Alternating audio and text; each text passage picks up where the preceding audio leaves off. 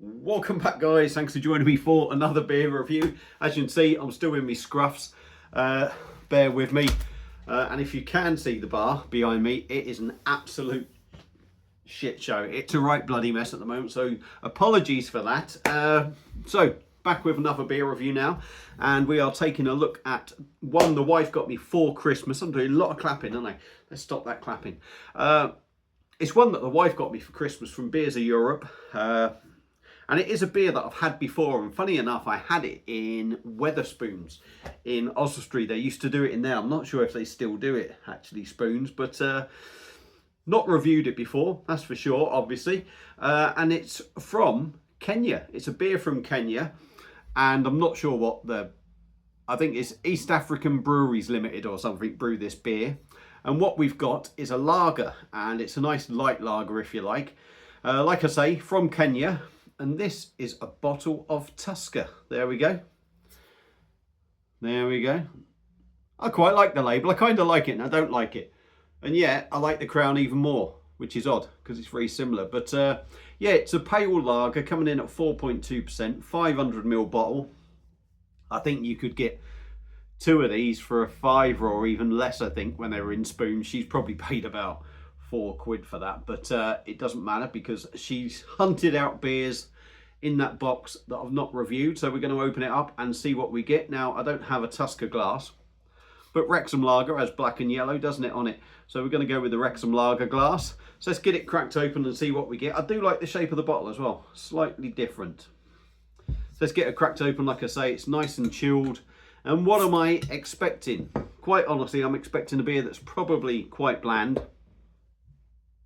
But if you're drinking this out in Kenya, you want it wet and you want it thirst quenching. It's grey as hell over here and it's freezing cold, but there I am reviewing it because I'm a bit of a wally like that. But I've got to mix up my beers. I am, so unfortunately some of the beers I'm going to be doing aren't necessarily going to be suited to the time of year, if you like, or I won't feel the best of them at the time of year. But there is a nice dark one coming up very soon. Anyway, beer in a glass, there we go. Crystal clear, golden if you like, and a few bubs coming up. I think it's a nucleated glass as well. There's not exactly massive amount of carbonation going up, but there is some carbonation going up, which isn't a bad thing, not being too rough. So yeah, golden clear, lightly carbonated, and just a sort of finger of whitehead on top. That it really matters because it depends on how you pour it. So, I'll stop talking, there is a bit left in the bottom bottle. Let's have a sniff, see what we get. Yeah, it's got that corny sort of feel to it, I would say. Malty, corny.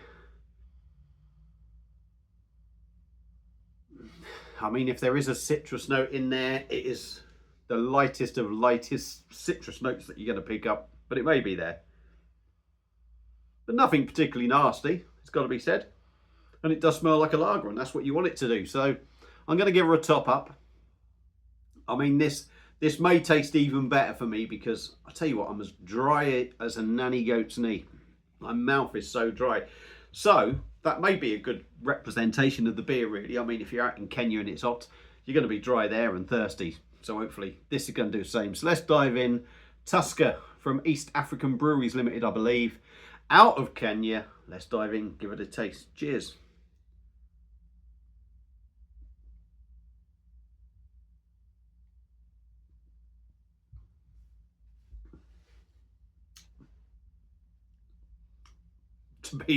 To be fair,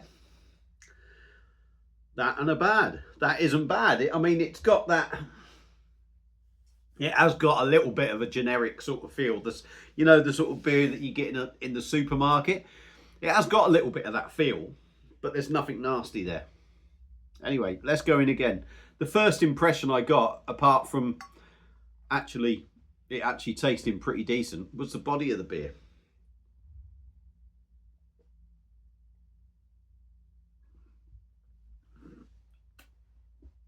Yeah, it's lost a little bit of that body without having a bigger head on it. The head definitely added to the beer, but I think for 4.2%, the body, it actually isn't that bad on it.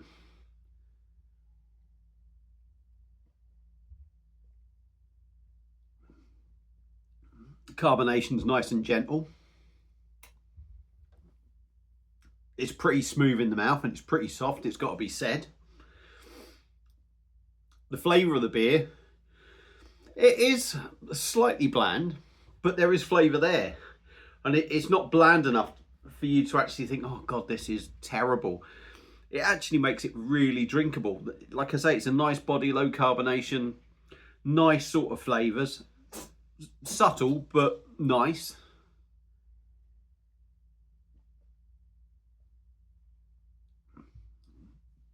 Little bready feel, a nice little hoppy note, it's got to be said.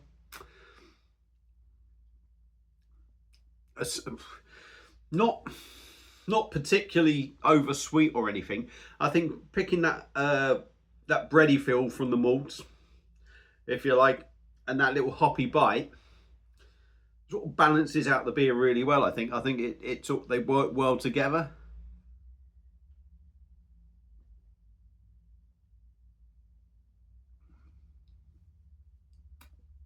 There is a citrus note there. I think you've got to take a good sized gulp to really sort of pick it up personally for me. But it's really crushable, really drinkable. Maybe now it's maybe... Can you shut up? I'm doing a video. Maybe now it's maybe starting to slightly show a thin side to it. But that said, if you had it on tap maybe with a bigger head or something, I don't know, may you sort of fill it out, but it is feeling a little bit lighter. Will you shush? I'm trying to do a video. Poor old bloody cat, sneezing, I'm shouting at her. Yeah, it is starting to show a slightly light body to it, but I think if you know, maybe the glass don't suit it, I don't know. But if this could keep a head on it,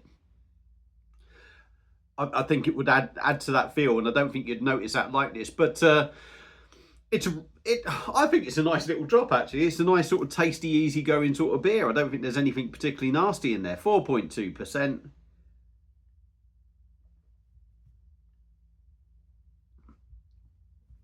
Drinks like a 4.2% lager. Like I say, maybe shows a bit of lightness in the body the more you drink it. And it goes down easy. It's quite inoffensive. But I'm wondering, if you had 2 or 3 of these on the bounce, would you get bored of it? I don't know, possibly. But then again, if you was out in Kenya and it's like 35 degrees or something, you wouldn't care. So, yeah, I'm going to say, for the UK, yeah, it's not a bad easygoing sort of drop. Out in Kenya at 35 degrees, I bet it's bloody banging, if I'm honest. But yeah, would I recommend anyone trying it? Yeah, I would. You know, like I say, I don't know how much he paid for it off Beers of Europe. But if you can get it in Wetherspoons or something, I think it's worth a go. It's definitely worth a try. Nothing overly nasty in there, but nothing that's going to sort of blow your mind. Just easy drinking sort of fodder. So if we happen to have one of them stupidly mad summers that we had, where it was something like anywhere between like 35 and 40 degrees or something, that'll probably go down cracking and you want to get yourself some. So there's my thoughts on that beer. Thank you all for watching. Hope you enjoyed the video. If you've had it before, let me know your thoughts. Feel free to subscribe. I'm just 2 away from 3,100. At least get me up to there, because I've been lingering for ages and it's doing me head in. See you on another one. Cheers.